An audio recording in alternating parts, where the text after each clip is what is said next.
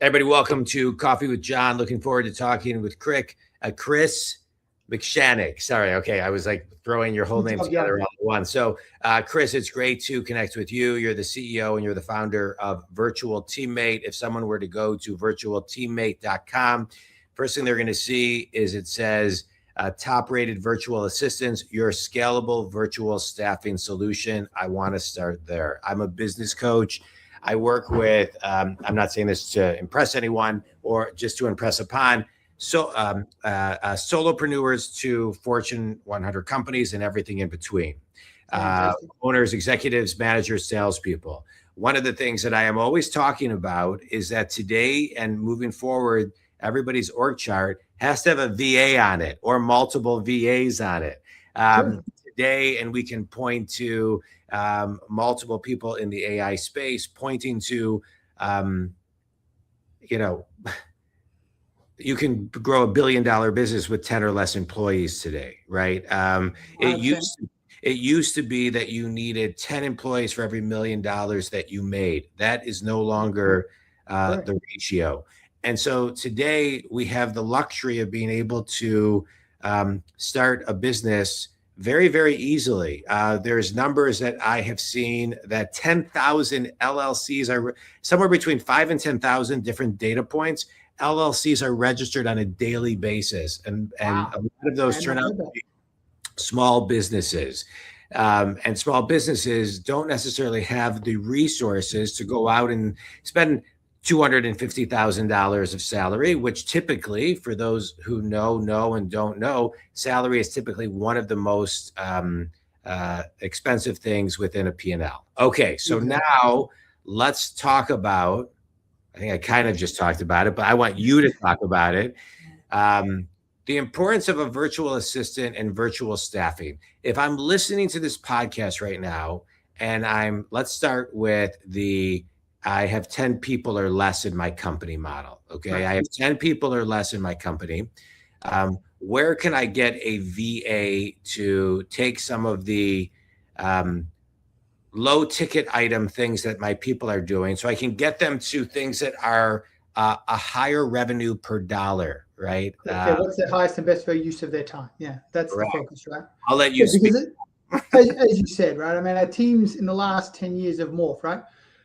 10 years ago, 5% of our workforce was remote. Now we're well over 50, almost 60%. And our teams are different, right? They're here, near, and far. And you have teams in your office that are here. There's 10 people office, and near, maybe you have a traveling salesperson, and far, leveraging folks like myself and teams that have around the globe, Latin America and the Philippines. The best work that we've found is, right, you're an executive assistant, right, is the key one for an entrepreneur and getting started, right? How do you get out from your emails and your schedule and really focus on the highest and best values of your time, which is working with your employees and encouraging them and growing the value that they add? Because as a CEO, your job is to responsibly increase the value of the business.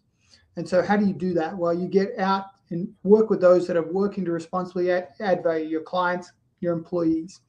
That's probably the best thing, I think, to get started. Then think about those tasks that you have, these $100 resources you're talking about are doing $10 tasks, right?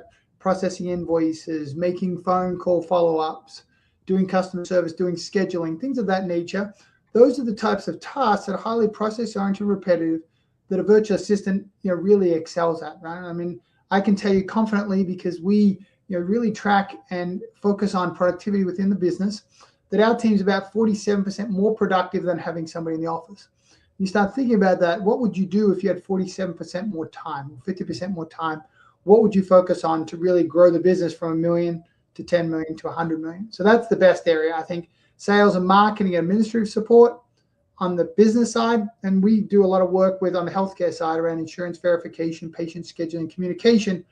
And we're starting to do a lot more in the financial bookkeeping area. Think about managing your books, your finances, invoices, AP, AR.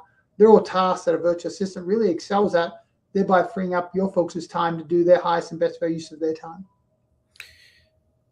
If I'm listening right now, I'm thinking, this sounds great. By the way, I use virtual assistants. I do think they're great. But if I'm the listener, I'm thinking, this sounds great. But how do I delegate to somebody who is in Latin America or in the Philippines? How can I how can I know that they're doing what needs to be done? How can I inspect what I expect without feeling like I'm losing control of my business? So talk to that Yeah, person. yeah. Yeah. Yeah, that's what I've really focused on. What we do is a concierge match, and we don't do job description. We do outcomes, and so we talk about the outcome-based responsibility. What are the outcomes you want to drive? So if you're bringing on a sales virtual assistant, okay, what are the growth you're looking for? So what are the outcomes you want to drive? What are the capabilities you're looking for? The technology, and then what are the tasks they're going to do? And then we also track what are the KPIs, number of calls, number of closed deals, whatever it might be. And then we have a tool internally, and we have a client portal where you can view the productivity of our teammates, how they're achieving against those KPIs, and how they're actually adding value to your business. So I can confidently say that, compared to hiring somebody internally, they're this productive, but also you've added this much value to your business. And so what I really focus on is outcomes. What are the outcomes these teammates are driving aligned to the business? So then you have a level of comfort that they're working and doing the right things versus just clocking the hours, right? And I provide, a productivity report, an end of day report saying, here's the biggest wins for the day, here's the best work they've been focused on, and here's where they maybe need some help or guidance or direction, and here's the status on the KPIs. So I want to share a story to kind of help this story. When I started this podcast, I think it was like maybe 7 or 8 years ago. I have a virtual team in the Philippines that run it. And I created a very detailed 7-page how-to with links. And I actually did a video overlay and sent it to them. It was very, very detailed. They made one mistake. Do you know what the one mistake was, Chris? I don't, but I'm eager to know. The mistake was the one thing I forgot to put in there for them to do. And once I added it, I really had no issues. No issues. And so what was the one thing? I don't remember. It was just something that I forgot to add in. But the point was, once I added it in, they do a phenomenal job.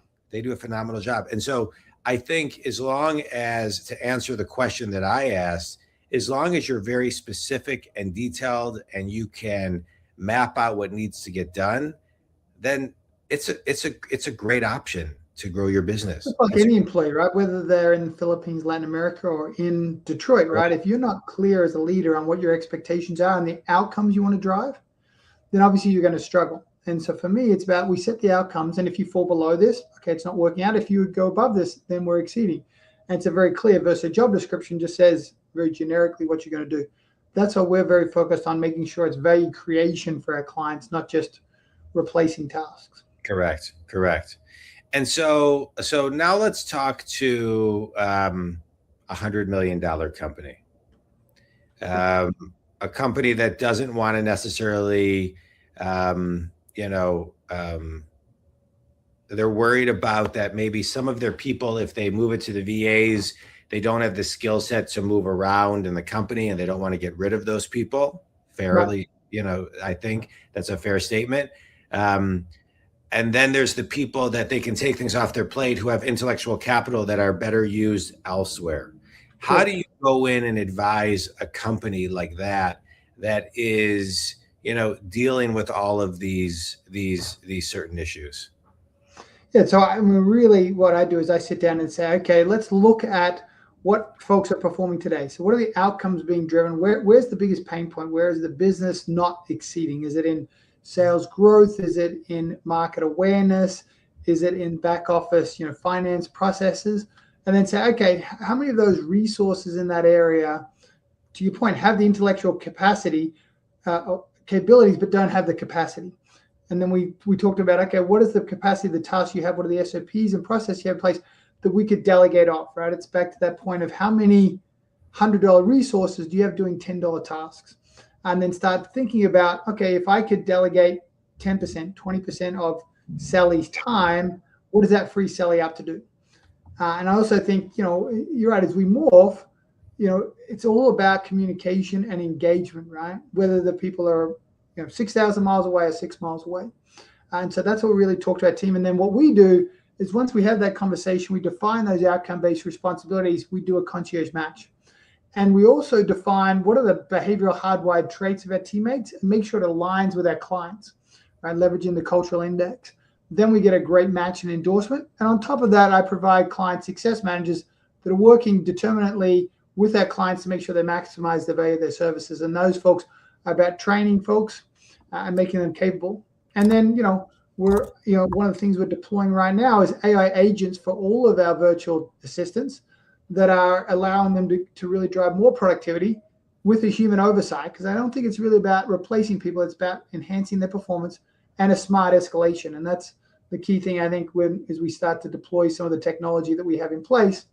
Because I really want to enhance the experience of clients leveraging remote team members, to your point, John, but also enhance the experience of virtual teammates working in a remote environment, and then thereby deploying technology that enables frictionless growth and automation. Talk about your team and people who come, and utilize your services. You have a virtual team, but I also want to talk about how your team is using AI. Certainly. Yeah. So our team, is disparate across the Philippines and Latin America. And we also have folks in Africa and in the European region. I actually have some folks in the Middle East. Unfortunately, they're being pretty severely impacted right now. But that's how we do it. And then from an AI perspective, internally, we leverage AI from a lead generation and really automation integration of our internal processes, as I mentioned, on the productivity reporting for our teammates, evaluating their capabilities, evaluating their skill sets from an assessment, capability, hardwired behavioral traits. And then for our clients, deploying AI agents with our virtual teammates to allow them to go faster and to deliver more value, whether it be on those highly process-oriented repetitive tasks, so that then they can focus on the higher value tasks, in the healthcare space with insurance verification, or if it be on the sales side, sales generation, or even on the marketing around lead generation and content creation with a human oversight. Because I think the AI agents without the human oversight, can go a little south. And it really helps on the research side and really focusing on the best work. And then we have a smart escalation, as I mentioned, with the client success manager, and we have virtual teammate success coaches that are constantly providing evergreen and ongoing training to our teammates to enhance their skill sets. Yeah. I love that. And so a company who is looking to get a VA, right? How does it work as far as can you start with one? Do you get 10? Do you get 5? Where do most people begin? Yeah, most people begin with one, right? And you pick a spot, an executive assistant or admin support, or maybe in the sales area or in a drive growth, wherever the pain point is. What I will tell you, John, is on average, about 10 to 15% of our client base is adding an additional one every month.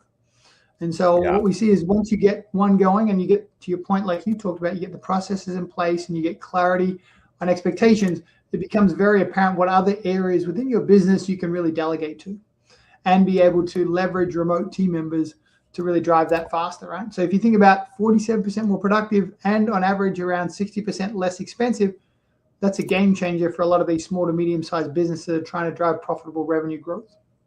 Yeah. So I just want people to be thinking it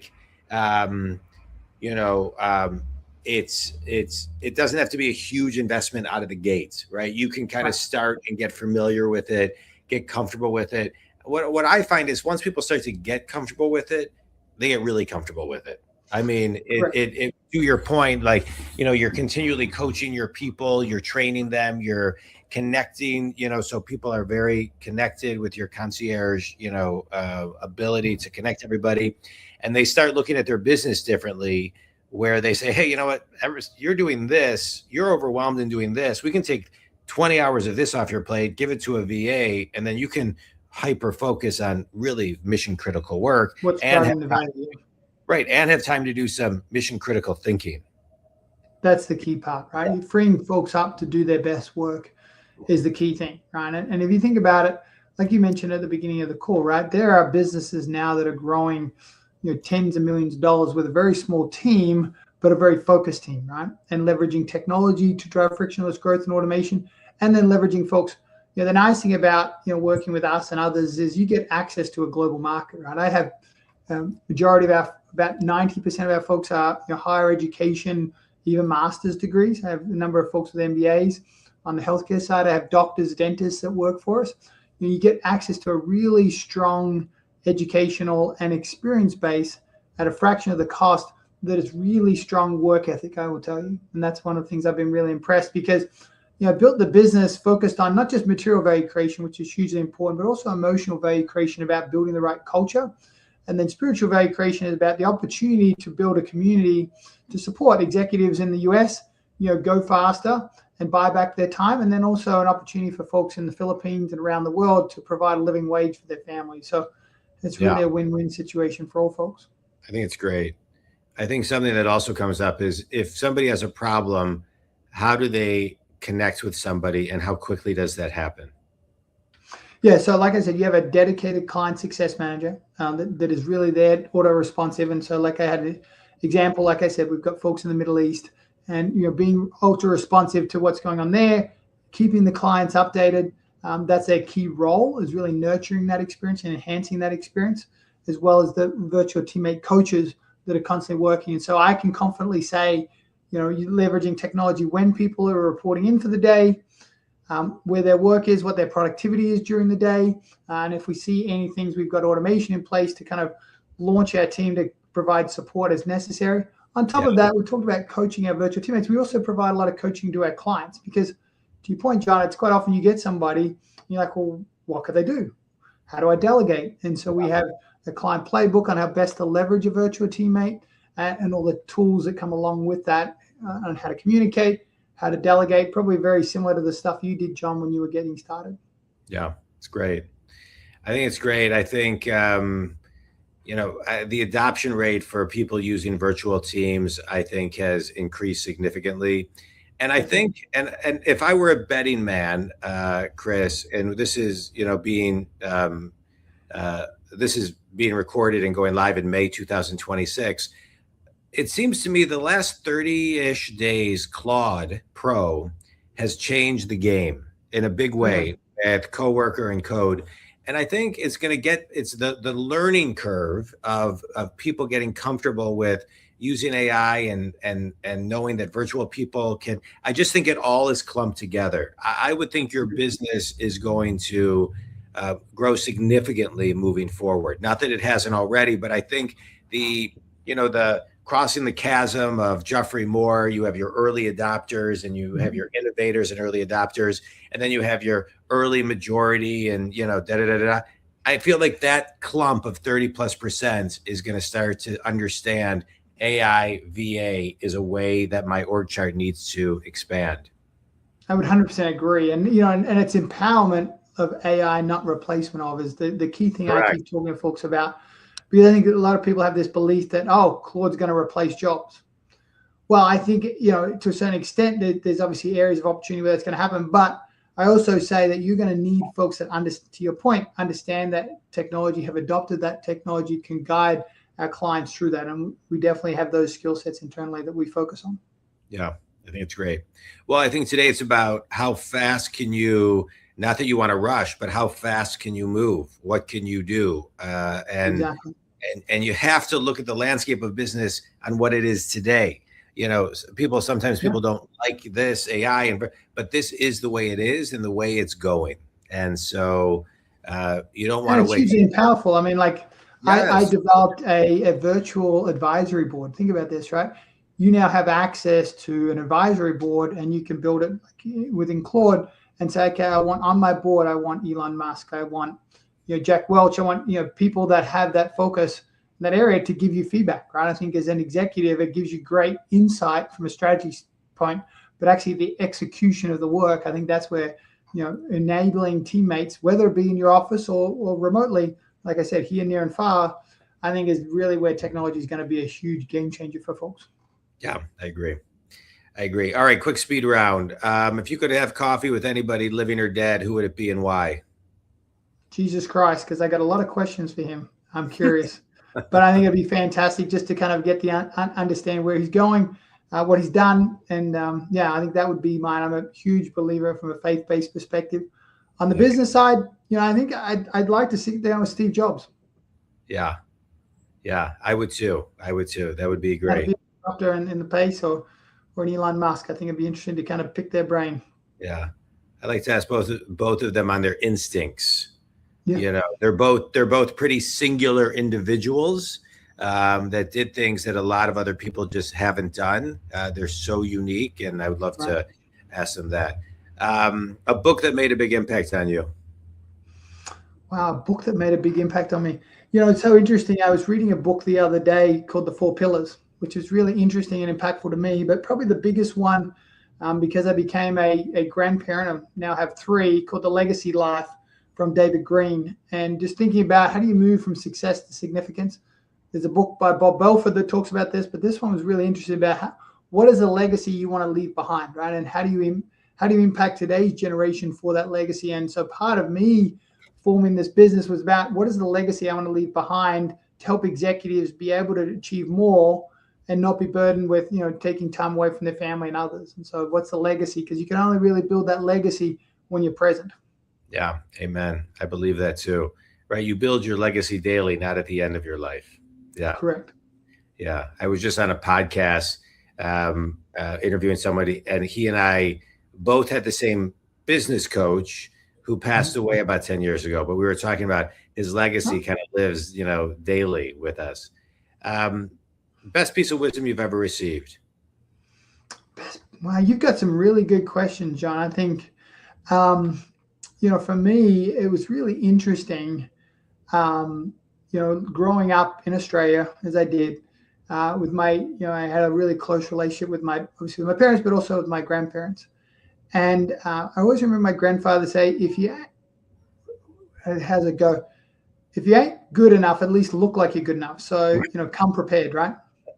Right. Okay, if you ain't the part, at least look the part. What did he say? If you ain't the part, at least look the part, right? Correct. So come present, you know, tuck your shirt in, act like you really want to be there, and be intentional. I think that's good wisdom for prior generations and generations to come, right? Just think about, you know, how you turn up is how you really show up. Yeah, I love that. Finish this sentence. Last question. One thing everybody needs to do to begin their journey with a VA is? Think about what's holding your business back today. What are the tasks that you do that you can't do that's holding back your business, and the tasks you are doing that's really holding you back, and how you could delegate those so you could go faster and add more value. That's great. Tell everybody who your ideal clients are, Chris, and where they can connect with you. So ideal client profile is really that, I would say, that 1 to 10 million revenue, you know, that's really trying to get started, and we can really come alongside and support them on their growth.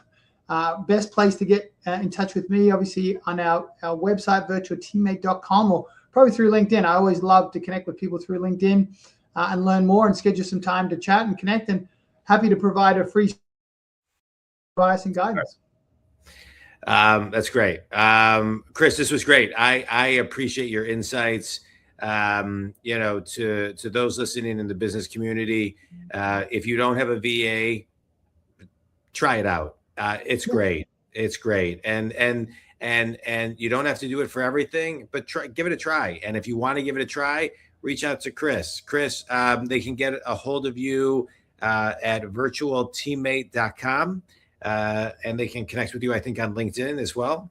Correct. Yeah. We're on all the social channels. I think it's the best way to go. And we'd love to hear from your listeners, and always great to hear amazing stories of people like yourself that are leveraging the services. Yeah. I appreciate your time, John. And yeah, I think it's been a game changer for so many of my clients. As I talk to them today, I just had a conversation with one of my clients, and happens to be, you know, he does network marketing, and he had somebody that would drive out to all of his referrals. He's in LA. And no longer, you know, the lady left, she went on maternity leave. So he tried out a virtual assistant to do that. So now he gets 4 times the amount of calls in a day, because obviously they're virtually, you know, leveraging Zoom to connect with his referral partners. On top of that, this is the cool part, leveraging DoorDash to send the food. So we're in such a technology world, he could quadruple his business by leveraging a remote team member and driving in more referrals, which is driving huge growth in his business. So you really start to think creatively about how you can best leverage remote team members.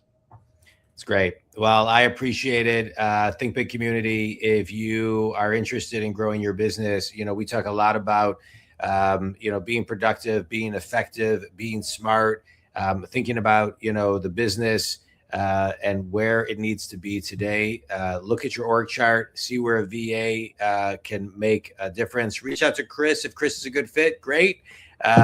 Chris, this was great. I really appreciate your time. You can reach Chris again at virtualteammate.com. And if you want to chat about any business coaching to grow your business, you can reach me at johndwoskin.com. Chris, stay on for a minute, but I appreciate your time. Thank you so much. Thank you, Joe. It was a pleasure. Have Thanks. a great day.